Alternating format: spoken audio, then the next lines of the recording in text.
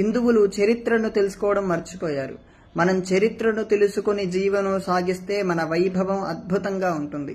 మీ పిల్లల్ని విదేశీ మిషనరీ స్కూళ్లలో కానీ, కాలేజెస్లో కానీ, యూనివర్సిటీస్లో కానీ చదివిస్తున్నారంటే రెండు రకాలైన ప్రలోభాలు వాళ్ళకు కలగవచ్చు. మీరు వారికి ధర్మమేమిటో, సంస్కారమేమిటో తెలియచెప్పకపోతే.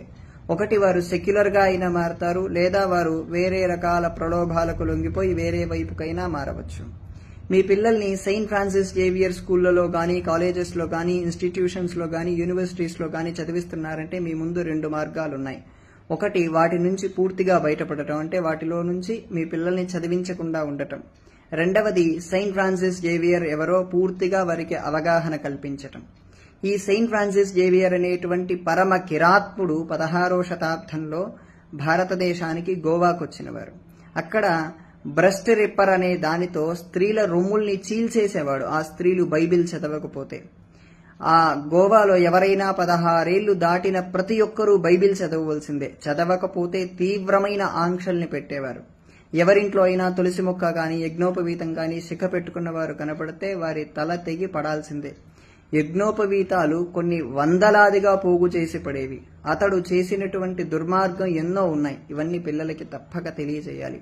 మన పిల్లలు అలాంటి స్కూళ్లలో చదువుతున్నారంటే అదే మన దౌర్భాగ్యం.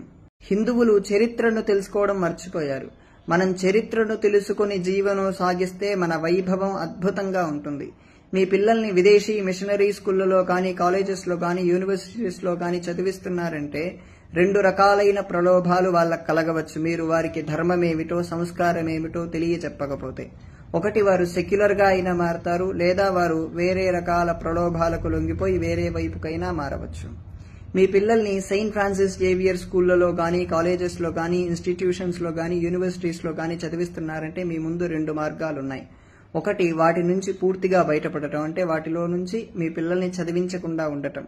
రెండవది, సెయింట్ ఫ్రాన్సిస్ జేవియర్ ఎవరో పూర్తిగా వారికి అవగాహన కల్పించటం. ఈ సెయింట్ ఫ్రాన్సిస్ జేవియర్ అనేటువంటి పరమ కిరాత్ముడు 16వ శతాబ్దంలో భారతదేశానికి గోవాకొచ్చినవారు. అక్కడ బ్రెస్ట్ రిప్పర్ అనే దానితో స్త్రీల రొమ్ముల్ని చీల్చేసేవాడు, ఆ స్త్రీలు బైబిల్ చదవకపోతే. ఆ గోవాలో ఎవరైనా 16 ఏళ్లు దాటిన ప్రతి ఒక్కరూ బైబిల్ చదవవలసిందే. చదవకపోతే తీవ్రమైన ఆంక్షల్ని పెట్టేవారు. ఎవరింట్లో అయినా తులసి మొక్క కానీ, యజ్ఞోపవీతం కానీ శిఖ పెట్టుకున్న వారు కనపడితే వారి తల తెగి పడాల్సిందే. యజ్ఞోపవీతాలు కొన్ని వందలాదిగా పోగు చేసి పడేవి. అతడు చేసినటువంటి దుర్మార్గం ఎన్నో ఉన్నాయి. ఇవన్నీ పిల్లలకి తప్పక తెలియజేయాలి. మన పిల్లలు అలాంటి స్కూళ్లలో చదువుతున్నారంటే అదే మన దౌర్భాగ్యం.